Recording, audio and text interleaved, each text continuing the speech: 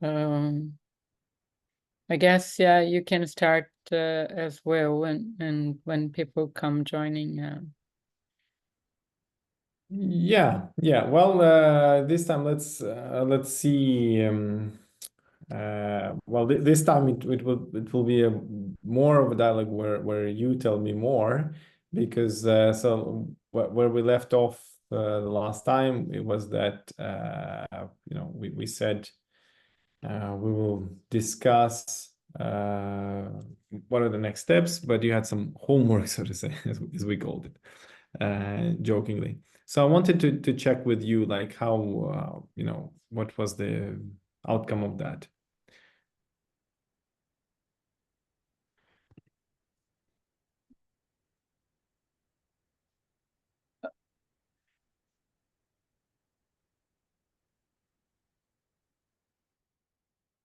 Yeah. So yeah. So what I said, like as a result of like last meeting, what we did is that we discussed the status of the project, the consortium members, what the project does, what is the area, and so on. And one of the main kind of outcomes of the previous meeting was this idea to reconsider a broader definition of what is standardization contribution.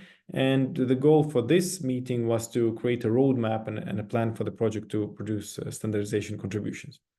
But I wanted to kind of understand if there was if you had some dialogue within the project to identify one or two or three standards that are most relevant, because I remember last time we mentioned some. We mentioned like OWASP might be relevant and so on. So I wonder if there was some discussion about that.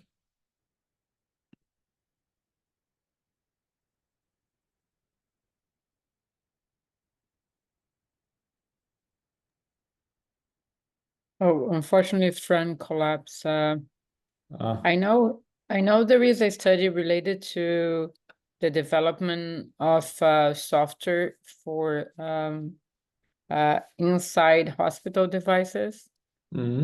That I think that was like one of the arms of the standardization, but I rather Fran mentioned that better than I do, because it's like it's an arc is touching more on his area. Okay, so let's see if Fran will. And I don't know if Maria has anything else to add on this side. Hello. No, I don't have anything to add.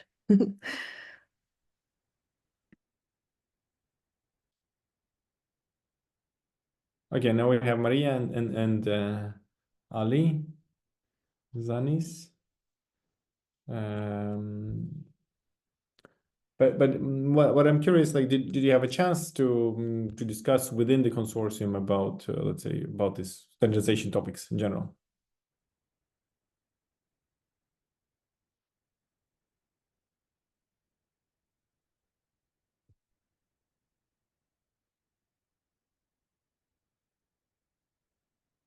Sorry, I think most of the discussions will happen on the event we are having. But I think that's why we had divided this meeting and then the second part by the end of the month. So we can I don't know, detail more on here, or the pros and cons to go in one way or the other, and finalize it in the meeting in the end of the month of October. Okay, I see. Because this is like the first from so the first one was introduction, this one is one, and there is a second one in the end, correct? Exactly. Yeah, exactly. That is correct. Okay, so then I don't know. Do you think your colleague Fran will join? Rejoin? I don't know.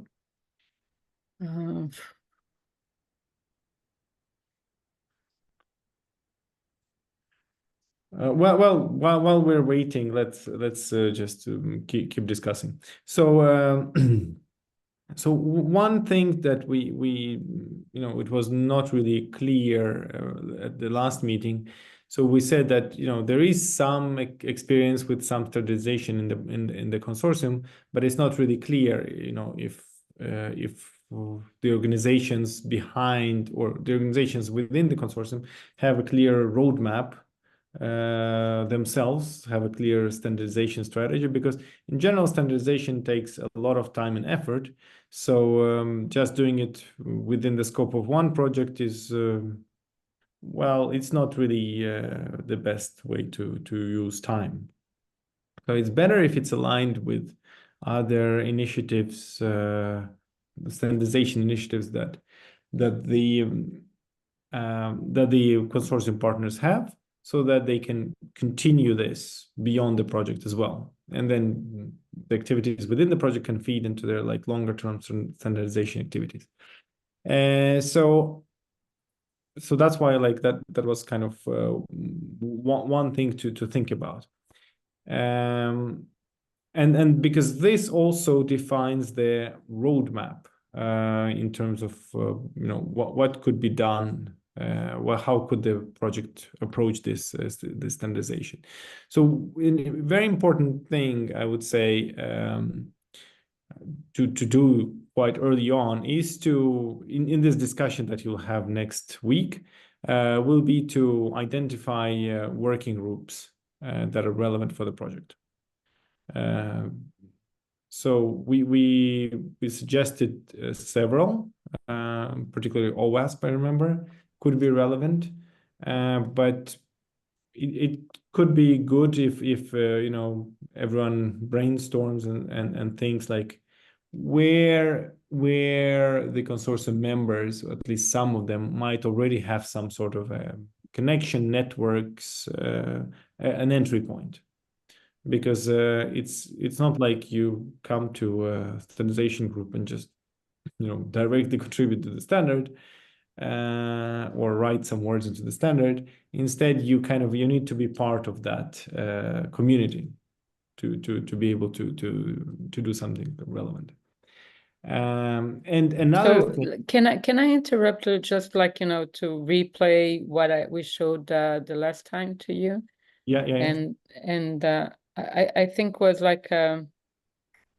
just to, I don't know if everybody that is here was on the last call.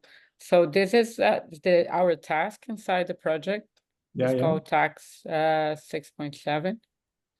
So we do have the vision to collaborate, to have some guidelines probably within those projects, and do some gap analysis on some of those standards. Yeah. And so this is the OWASP that we mentioned, that they do have a guideline. And also this is the different organizations that you were mentioned, so there is the national, the European, and the international, and that because of the background of some of the partners, they have connections, and on the events that they attend, they have connections into that. But the other idea is also going for a SEN and probably go towards this flow of talk that From can probably explain a little more, that we are adapting to this one, correct? Yeah. However,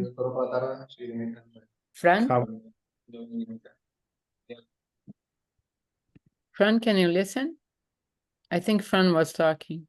Yeah, maybe. No, he is mute now. Yeah, right. It's okay. Thank you. Right. Yeah, but I think in this case we should also be very mindful of the stage of the project. Now you have roughly 1 year to go, if I remember correctly, maybe less now because 1 month has gone, and that's why it's would be quite difficult to go through this whole roadmap here within this 1 year. I would say unrealistic. And that's why it's important to choose this target very carefully. And given that you have, let's say, 1 year or less, it might make sense, as we discussed last time, it might make sense to not necessarily develop a new standard or just have a item that is like close to some standard and has a publication number, but contribute in other things around standardization, such as let's say best practice guides, or let's say contribute to some work that goes into updating some new standards that are existing, but like they might have different release versions, and because technology is evolving, so they would be updated with new kind of versions once in a while. So that's why that's why we said in particular the OWASP would be a good target, because that is, let's say, more open to contributions around as well. While the other ones are, let's say, it's good that you have already connections there, but then it would make also sense to maybe even reach out to the national standardization bodies that you have in the different countries, to check with them, like if they have some sort of strategy or opinions or approach to this kind of larger standards where you could fit in or collaborate and so on. So that would be my kind of advice. Like, so for OWASP, you could go directly and just contribute through let's say best practice guides or implementation guides, and so, or just simply implementations of those standards adapted to your technology or implemented in your technology.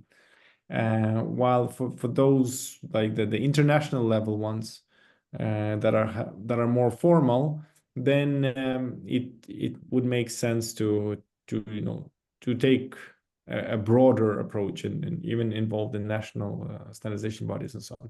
However, again, given that the time is limited, it's important to be to choose well the targets. And also not to forget that these, especially ISO and so on, they first of all, the standards themselves are not free, and second, there's a membership program or membership fee.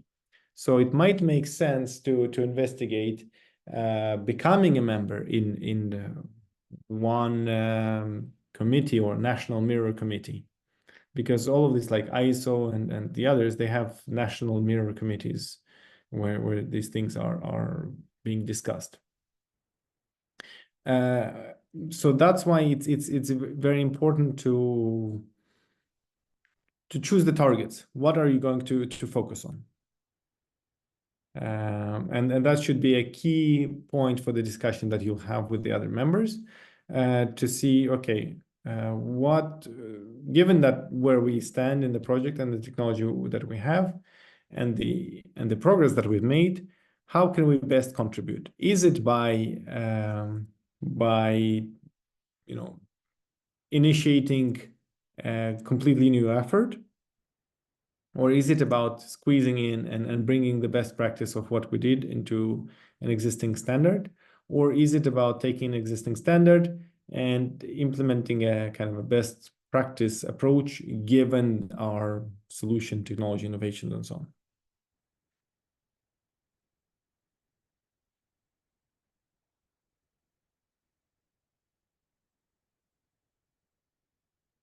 Note that also, like now that I mentioned about memberships in standardization committees, there might also be some trial membership options.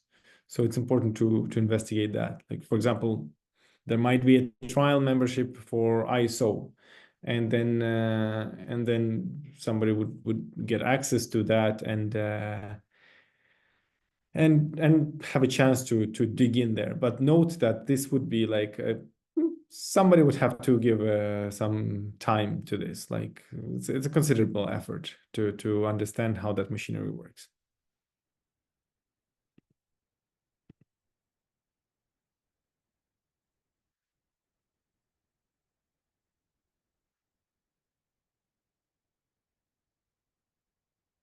Okay, so did you do you have any thoughts about these suggestions?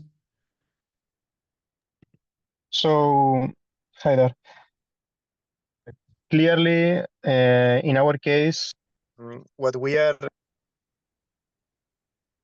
CWA with another project, that's something that has somehow started. So, from past experiences, it is very true that you need to be very target and not go into let's say procedures that may last a lot of time, so that it's becoming something at the end of the day more a problem than a solution. I mean, I say problem because these projects have a limited lifespan. For example, we are involved still, we wanted to try the hard path and we were involved with ISO. So we are still looping over, an ISO standard that started back in 2021, and we are still on the loop. So it's clearly something that cannot happen or shouldn't happen in this kind of projects, as it becomes something unrealistic. For CWA, we have experiences in the past that were fruitful, as they are quite faster. And even though the process finishes after the project, it will finish soon enough so that you can complete it with few efforts. However, what you said about the WASP, which of course it's one of our places to, let's say, to extract the know-how and everything, contributing to a WASP and creating a kind of collaboration with them, it's quite a success, and it's really very, very interesting point that we probably will be pushing after your consult. Yeah, that would be an easier path. Like I think, given the timeline, given the constraints, because I'm pretty sure you also have other deliverables to work on. It's always the end of the project is a busy time. So given this, it's important to kind of choose a strategy of least resistance. So, and also, you mentioned 2021 for a standard. Yeah, that's 3 years. That's nothing. It can continue being worked on for several years, and by the time it's with ISO, it's how it works, So it's a no-go. Exactly, and it might be more useful for certain technologies that don't evolve as fast, but I think for software development and information technology in general, I'm not sure ISO is the right type. It's very, very slow and too much process there. But okay, so that's I think I would even start noting some specific advice and tips for the next time. So one specific advice would be to create a list again. Create a list, a short list. It shouldn't be a very long list. A short list of 2-3 target work groups and defining organizations that you prefer to target. And then another, let's say, action point in this case will be to reach out to them, so like reach out to get more information and to get a clear guidance about ways of working and expectations. because this will also allow or inform your choices about the roadmap. And the third real kind of action point would be to formulate a contribution roadmap, where you basically define all the steps that you'll be taking to produce a contribution, by the end of the project or soon after. And that might be some parts in that roadmap will include like selecting the technology or innovation that you want to contribute with, like selecting or defining a method or methodology how to approach this contribution. So that will be like, I don't know, writing some guides, best practices, implementations, etc. So reference implementation. All of these are like super valuable, but unfortunately receive less focus because quite often, well, how should I put it? It gets less attention. However, or at least it is perceived to get less attention. However, I can assure you that somebody that takes a standard from the bookshelf and takes this book's more text with a standard will almost guaranteed do the next step and look for some best practice or reference implementation. Because standards are written in such a high-level abstract concepts that best practices are industry best practices or even research best practices and reference implementations are really, really helpful. So don't think that this is less less valuable as a contribution, and instead it can actually highlight the project even more than contributing to a specific standard, because it will also kind of not make sure but facilitate the adoption of the standard, because it's one thing that the standard is out there, but since there are many standards to follow, they're never they're rarely compulsory. It can be that companies converge to using a different standard simply because it has reference implementation. I think the best example is this classic about the network layers, where we have the OSI and network layers that were defined, and at the same time there was a de facto standard, the TCP/IP stack, which had a different approach. And well, we kind of see both, but pretty much TCP/IP it was kind of took over because it was there, it was usable, it had the reference implementation and so on. So in the same way, that's why, for example, in IETF, standards are always required to have at least 2 reference implementations, because this ensures that if somebody wants to follow that standard, there is a reference implementation, and by doing the reference implementation, the authors or those that help them kind of made sure that the practical hurdles of implementing the standard are addressed and not kind of discovered later on when somebody tries to implement the standard. Yeah, so basically that would be so far my advice would be to create this short list of 2-3 target work groups and SDOs. Reach out for more information and guidance to these work groups or SDOs, and then formulate the contribution roadmap. And 2 example points that should be in that roadmap at least, but definitely there should be more, is the selection of the technology, which technology are you going to take, and defining how to approach this. by writing guides, best practices, and so on. And of course, there should be a timeline. That's most important, to have a timeline that fits into the scope of the project within these 11-12 months that you have left. And also, like, don't forget that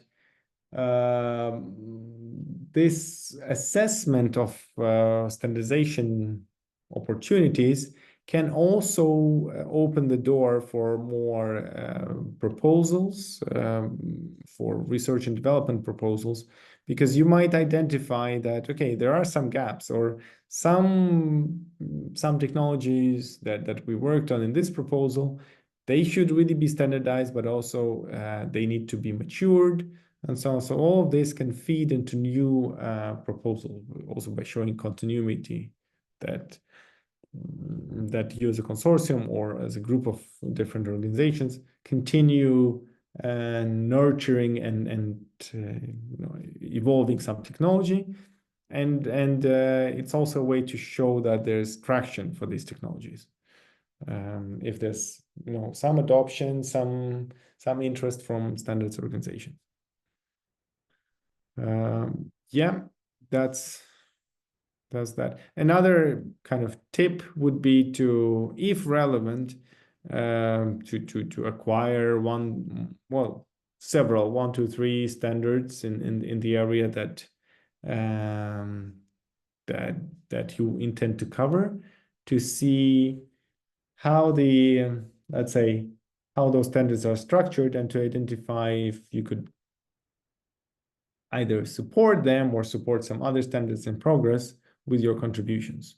So, as I mentioned, unfortunately, in some or in many cases, standards are not free, but potentially acquiring some standards could make sense for the scope of the project. And another thing to have in this roadmap, I mentioned already, getting in touch with these working groups, but also you could go further. You could also present the project to these work groups and see, like, is there a good fit? Because in many cases, these work groups, they work within their scope, and they're not aware about all the latest and greatest developments. So it might make sense to even simply present the project to the target, get a meeting with them and present the project to the target SDOs, standards defining organizations, and work groups, more particular, more targeted, and see what is their reaction. I'm taking notes here as well.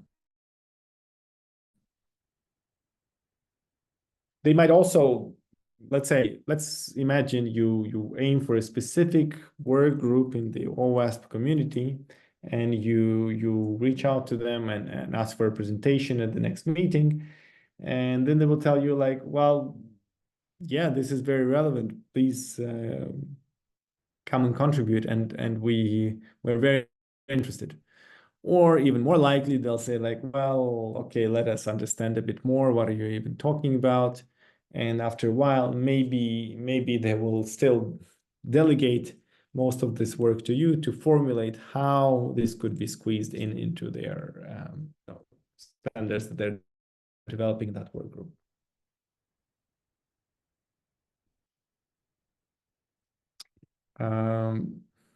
Yeah. So do you have any thoughts, opinions about this?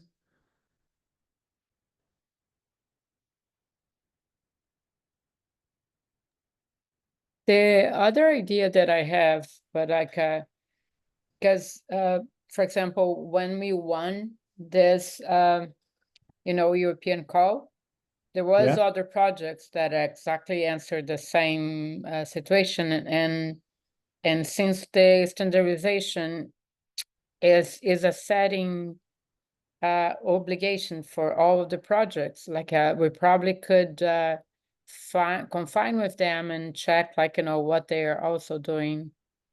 I'm talking about, like, the sister projects, We do have 4 sister projects that we're mainly using them at events. So we are together at conferences, on panels. We are doing workshops together. We did like 4 workshops together. So we have been using them mostly for the marketing sake. But we can probably, check with them openly and asking what standards they are doing. Having a contribution to a standard is an obligation to all, no? Well, I wouldn't put it as an obligation. It's like the obligation is what the commitment in the grant agreement is, and of course, if standards contribution is there, then it's there. Okay.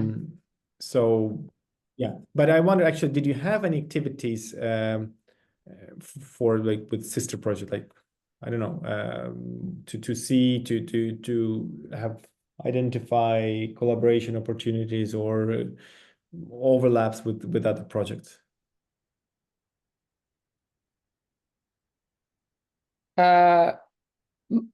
More on the marketing side, but not on the standardization side. So, for example, the project that won exactly our call, we are developing our solution for, SMEs or small companies developing software. And our sister project, they are developing for big corporations, for the finance sector, for the health sector. They are very aiming into big corporations, and we are aiming into SMEs as, who is the end users. Mm. But the goal is a safe software, producing software that is safe.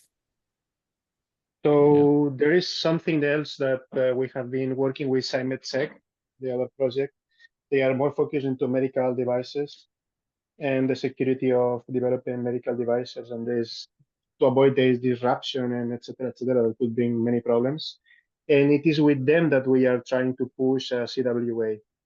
So we have the idea, we have done the state of the art in a draft deliverable that should be submitted soon. I mean, we had to delay it because we were waiting for this kind of conversations with them to fulfilling the information that was relevant for the deliverable.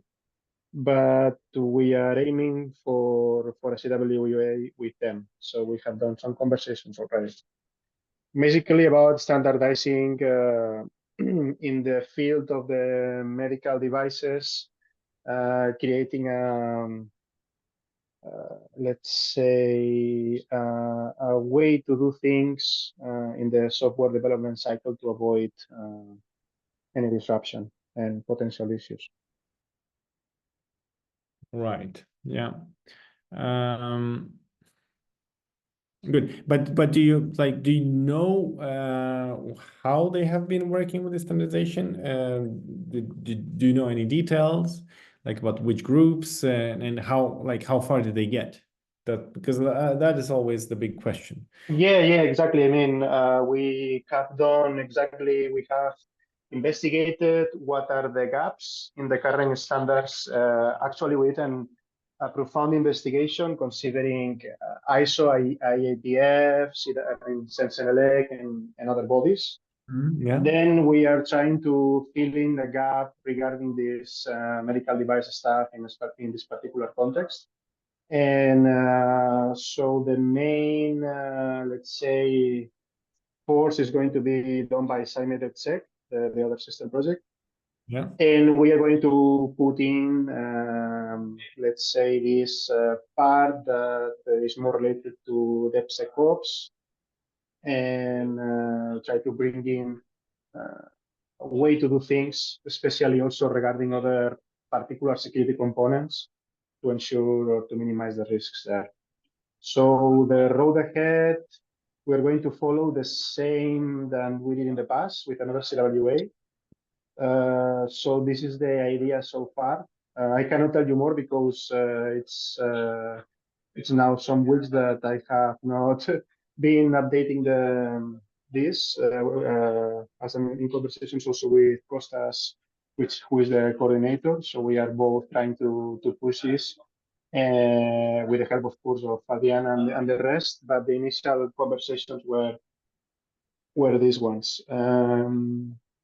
So this is, let's say, an ongoing process, and I will be able to tell you more probably in the following weeks / months that everything should be already starting, as you said before, because otherwise time will kill us. So yeah. Yeah, exactly. So, and that's what, like, it's very important to be mindful of that. And like, as the further, the least time you have left, the more kind of pragmatic, it should become, like, just, having some sort of concrete contribution, even if it's like not very, high level and not like a new standard and so on. It's better than not having it. So I really encourage you to be pragmatic and see, like, okay, where can we contribute? What can we really focus on and make a difference? Make a dent in there, not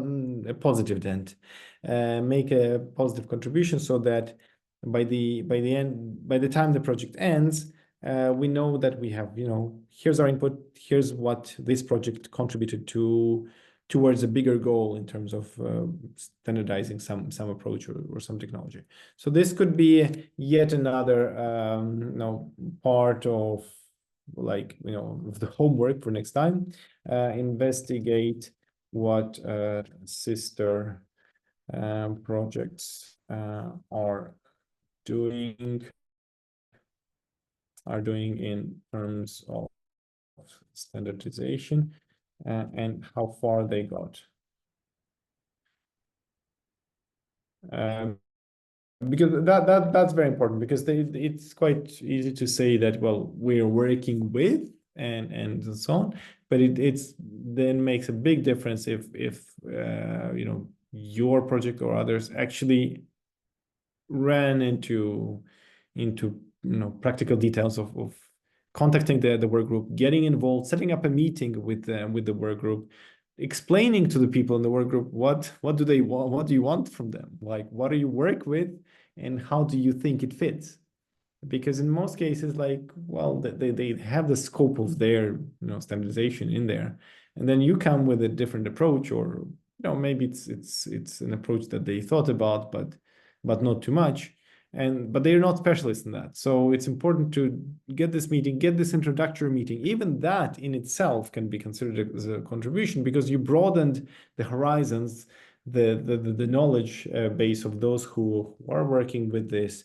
And even if your project doesn't have the time and the capacity to attend all the meetings for the next 4 or 5 years to bring it to the end, maybe this little input will actually also help. So but doing that is, I think, still much better than stopping at stopping only at producing an analysis. Okay, here are the gaps, and here's they're included in deliverable XYZ, because it's very unlikely that the people working with the relevant standardization are going to read the deliverable. So it's better to, like, really reach out, like, after you've identified which ones you're going to target, reach out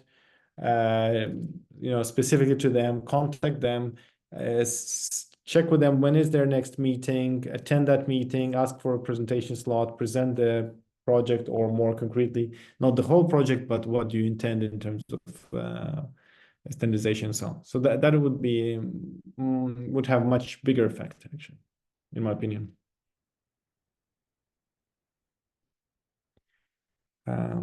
Okay, so time is flying. We still have some time, but so yeah, I will send out the notes about let's say the next homework, and I really hope that you will be able to discuss during the plenary that is coming up soon, as far as I remember, and discuss this and actually either do some of these steps together, or also kind of distribute the work among your consortium members so that they can also progress on this roadmap. Because the next time our goal, our ambition should be to review the roadmap and maybe and potentially refine it,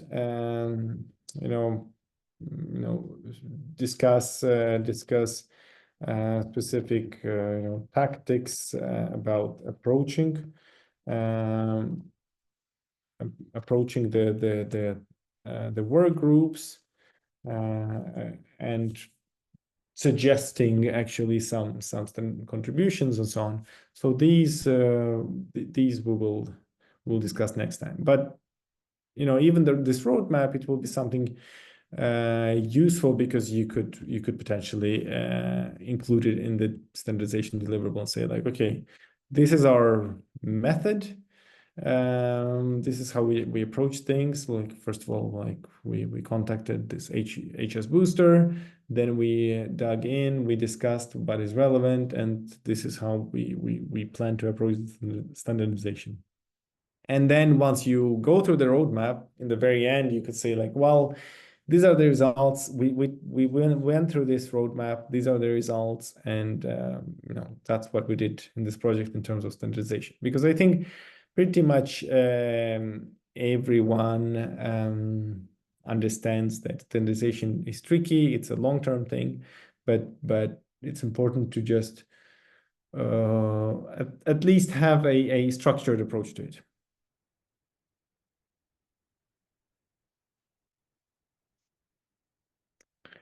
And another thing that you could actually do is the HSbooster program, through which we're now discussing. Yeah, they have quite a lot of training webinars and seminars. If anyone is actually interested in getting to know more, they could join or watch the recording of the webinar to be able to to be able to get a more solid ground in terms of standardization, also for the future projects. But actually, standardization of some technology could be even a kind of a continuity or a thread throughout also follow-up projects that you might have. So it's definitely not wasted effort, and don't treat it just like an obligation that needs to be done, but see it as an opportunity that can open doors for follow-up projects. Yeah, I myself watched some of the videos there. I do have a question. It's more related to, in the other platform, I could add people to, how can I say, to be included in the project and assign, so they would be able to get into the platform. But the HSbooster, I think each person needs to create a user, correct? Yes, I guess so. So I'm not an expert in the platform itself. Okay. But I can. So yes, seeing how their sign-in works, I think so. Yeah.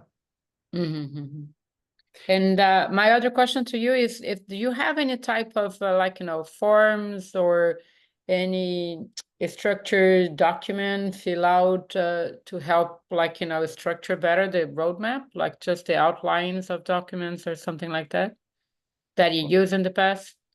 Well, I can if you can send us. Yeah, some structure that would be just as a baseline. And of course, you can and you should extend it, and because this roadmap is really something just to start with, because it's particularly relevant to your situation, your project. So, but I'll definitely send you a little structure. So at least we can have some draft version of it for the next meeting by then. Yeah. I'll definitely do that. That's going to be an action on me. Okay. Okay, and then maybe let's also discuss quickly about the next meeting. So we have basically one more meeting, like discussing the standardization and like and a final conclusion meeting. So when do you think is a suitable time to have our next meeting?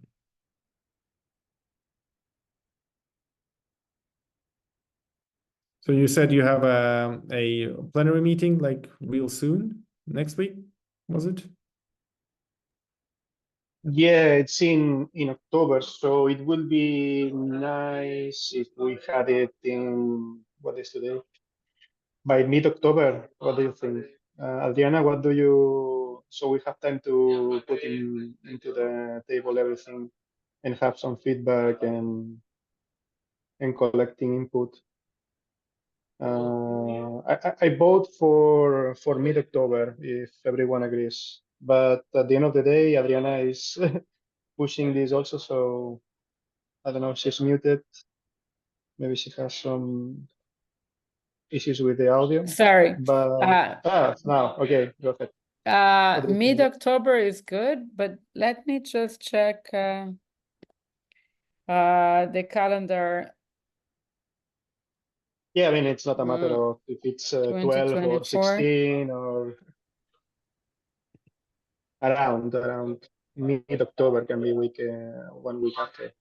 So yeah, it's more like for the events that people are attending outside. So 17 and 18.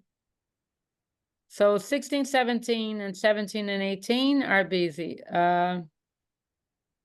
Because there is like yeah.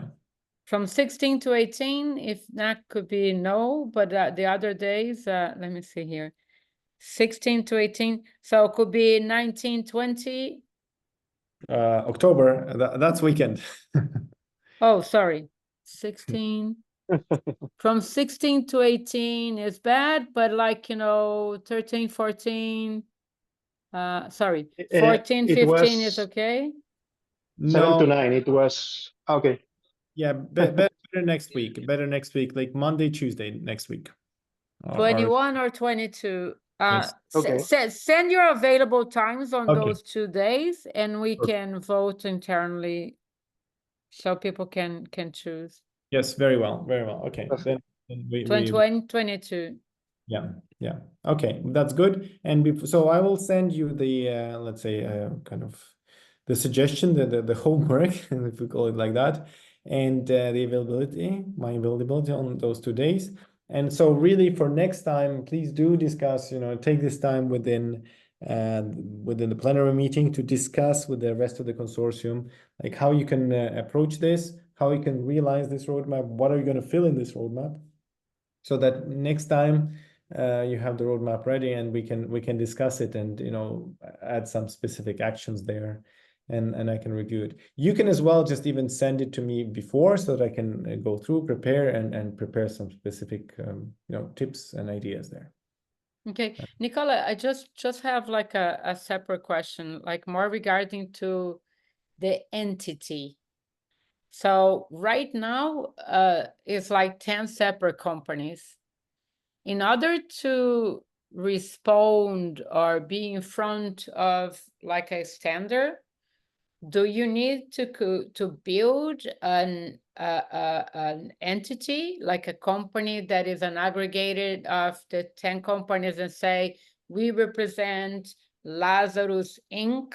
or Lazarus whatever, GW whatever, and we represent this, and we are thinking in this direction, and we want to port our value in this. Or I can say I am like, Athena, a Greek researcher, and I want to contribute to this standard, and because I participate on this consortia, this consortia is contributing for that. Right. Yeah, so you took like two extremes, right? Like on one hand is like the consortium as a whole, on the other hand, like it's like on a purely individual level. And I would say it's actually I would say it's the entity of the individual. So like wherever the individual works, like let's say these research institutes and so on. So I'm XYZ working at this research institute, and we are participating in this project and so on. Because in the end, it comes down to specific things that in the end, this is effort that ideally would be sustained for a while until the contribution is there. And what is left in the end is that you always mentioned the person, The institute, and the affiliation, exactly. okay. Because in the end, So it's separate by the affiliation. So yeah. it also, for example, if the way our consortium is breeded, we have like 5 corporations and 5 research centers. The fact that 2 research centers are contributing, or is ideally all 5 should contribute, or all 10 companies need to contribute. How is perceived? Yeah, well, it's like in the end, it's like who will do the most contribution. It's also like, okay, who has the most effort allocated there, and who is most interested in using that, also exploiting these results of this contribution.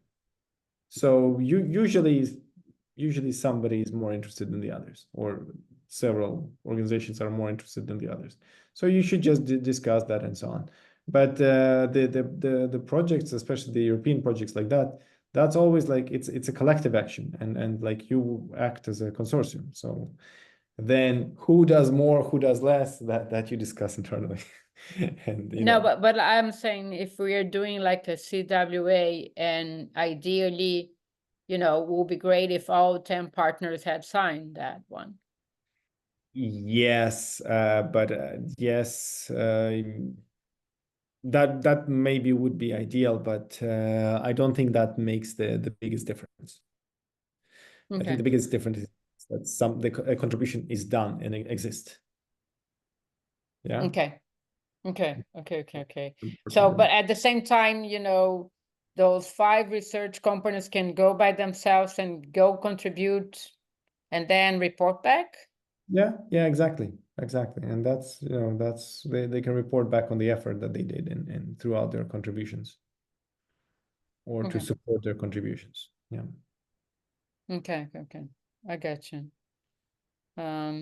Yeah, that is good. Any questions, Fran? Any questions, Maria? No, thank you. Okay, great. So thank you for this meeting. I wish you a productive plenary meeting when you all meet, and I'll be looking forward for the kind of results and outcome. And in the meantime, I'll send you this so-called homework and my availability on those 2 days. Okay. Thank you. We mentioned 21st, 22nd of October. All right. Have a very nice rest of the day. Thank you so much. The same. Bye. Thank you. Bye-bye. Bye-bye. Bye-bye.